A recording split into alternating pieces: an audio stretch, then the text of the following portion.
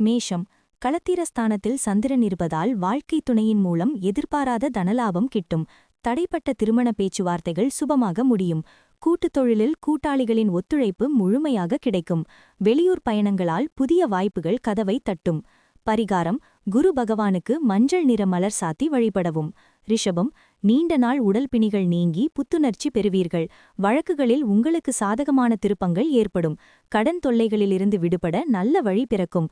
உத்தியோகத்தில் சக ஊழியர்களிடமிருந்த பகைமை நீங்கி ஒற்றுமை பலப்படும்.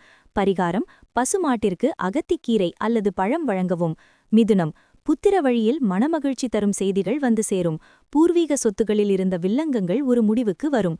குலதெய்வ பிரார்த்தனையை நிறைவேற்ற உகந்த நாள். கலைத்துறையில் இருப்பவர்களுக்கு புதிய அங்கீகாரம் கிட்டும். தெய்வ பலம் கூடும். பரிகாரம்: மகாவிஷ்ணுவிற்கு துளசி மாலை சாத்தி வேண்டிக் கொள்ளவும். கடகம் தாயார் வழி உறவினர்களால் மங்கள செய்திகள் வந்து சேரும். நிலம் மற்றும் வீடு சம்பந்தப்பட்ட விவகாரங்களில் வெற்றி கிட்டும்.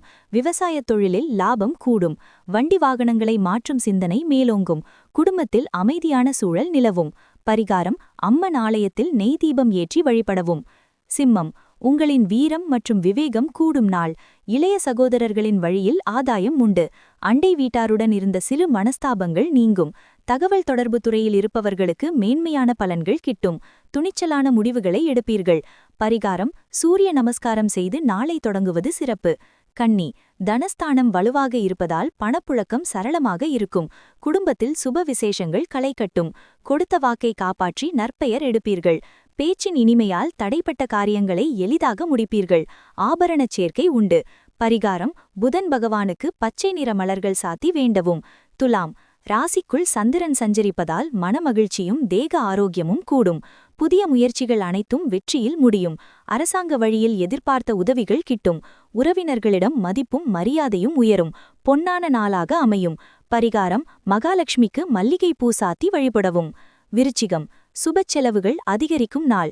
தெய்வ காரியங்களுக்காகவும் தர்ம காரியங்களுக்காகவும் செலவு செய்வீர்கள். தூரதேச பயணங்கள் அமைய வாய்ப்பு உண்டு. பெரியவர்களின் ஆலோசனைகளை கேட்டு நடப்பது உசிதம். மனதிற்கு பிடித்தமான ஆன்மீக தியானம் அமைதி தரும். பரிகாரம்: முருகப்பெருமானுக்கு செவ்வரளி மாலை சாத்தி வேண்டிக் கொள்ளவும். தனுசு லாபஸ்தானம் வலுப்பெறுவதால் சகல காரியங்களிலும் வெற்றி கிட்டும். மூத்த சகோதரர் வழியில் ஆதரவு கிடைக்கும். நீண்ட கால ஆசைகள் நிறைவேறும். உத்தியோகத்தில் பதவி உயர்வுக்கான அறிகுறிகள் தென்படும். பணவரவு திருப்திகரமாக இருக்கும். பரிகாரம்: தட்சிணாமூர்த்திக்கு கொண்டைக்கடலை மாலை சாத்தி வழிபடவும். மகரம் கர்மஸ்தானத்தில் சந்திரன் இருப்பதால் தொழிலில் நல்ல முன்னேற்றம் காண்பீர்கள். புதிய பொறுப்புகள் தேடி வரும். தந்தையின் வழியில் ஆதாயம் உண்டு. சமூகத்தில் உங்களின் அந்தஸ்து உயரும். ஊர் மெச்சும்படி ஒரு புண்ணிய காரியத்தை செய்வீர்கள். பரிகாரம்: சனீஸ்வர பகவானுக்கு தீபம் ஏற்றி வழிபடவும். கும்பம் பாக்யஸ்தானம் பலமாக இருப்பதால் பிதிர்வழி ஆசிகள் கிட்டும். வெளிநாட்டு தொடர்புகளால் லாபம் கூடும். உயர்கல்வி பயிலும் மாணவர்களுக்கு ஆர்வம் அதிகரிக்கும். தெய்வ திருத்தலங்களுக்கு சென்று வர திட்டம் போடுவீர்கள். பாக்கியங்கள் பெருகும் நாள். பரிகாரம்: ஆஞ்சநேயருக்கு வடைமாலை அல்லது வெற்றிலை மாலை சாத்தவும். மீனம் இன்று சந்திராஷ்டமம் நீடிப்பதால் நிதானம் தேவை. பிறர் விவகாரங்களில் தலையிடாமல் இருப்பது நலம். பயணம் பண்ணும்போது அவசரப்படாம போங்க. உடல் நலனில் சிறு உபாதைகள் வந்து நீங்கும். இலை வழிபாட்டின் மூலம் மன அமைதி காண்பீர்கள். பரிகாரம்: விநாயகருக்கு தோப்புக்கரணம் போட்டு தடைகளை நீக்க வேண்டவும்.